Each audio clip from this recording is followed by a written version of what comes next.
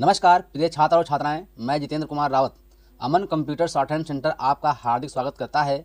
जो छात्र और छात्राएं सिंह प्रणाली शॉर्ट हैंड पूरी किताब पढ़ चुके हैं और उस किताब के मैटर की भी शॉर्ट हैंड डिक्टेशन स्पीड बना चुके हैं और उन्हें अधिक शॉर्ट हैंड डिक्टेशन स्पीड बनानी है तो संपर्क करें, क्योंकि हमने रामधारी गुप्ता की किताब में से 203 पेज डिक्टेशन के लिए हैं, जो प्रत्येक पेज में 400 शब्द हैं, जिनका डिक्टेशन 60, 80, 100 व 120 शब्द प्रति मिनट की स्पीड से 400 व 800 शब्दों पर दिया गया है।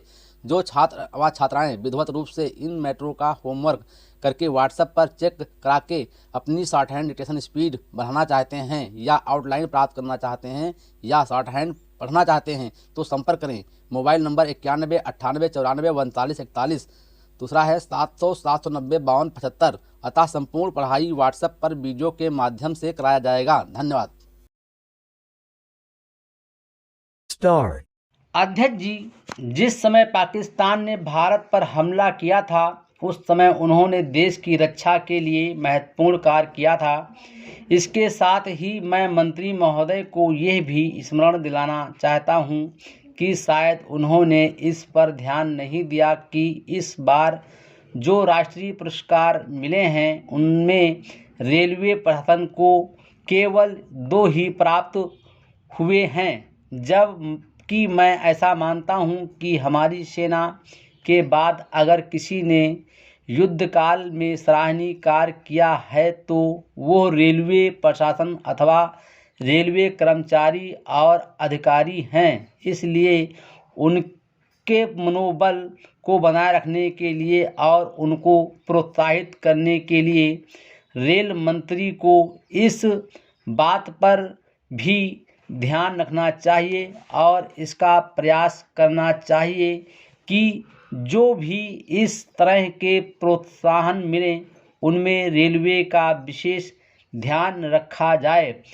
रेल मंत्री महोदय ने अपने वक्तव्य में भी रेलवे कर्मचारियों की प्रशंसा की है या उनको प्रोत्साहन दिलाया है, लेकिन ये प्रोत्साहन शांत काल में भी बना रहना चाहिए।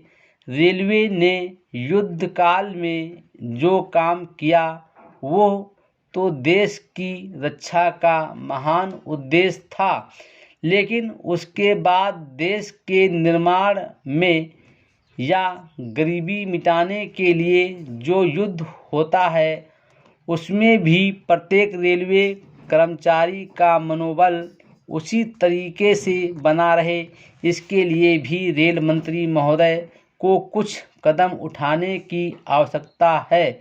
मैं ऐसा मानता हूँ कि वो किसी भी तरीके से करे, उनका तरीका कुछ भी हो, लेकिन उनको यह करना चाहिए कि जितने भी रेलवे कर्मचारी हैं, जो भी रेलवे को मुनाफा हो उसमें वो साझीदार हों।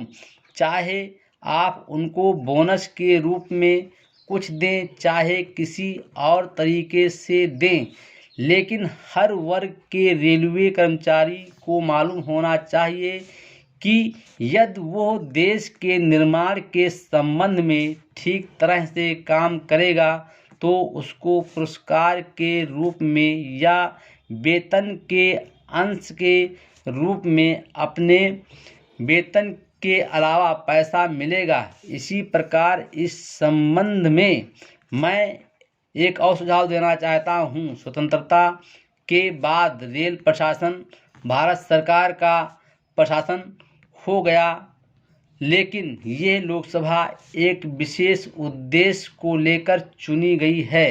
यह उस कार्यक्रम का एक नमूना ही है। गांधी जी ने जीवन के सभी पहलुओं पर प्रकाश डाला था। धन को वे स्वयं से व्यय करने के हक में थे। Full stop.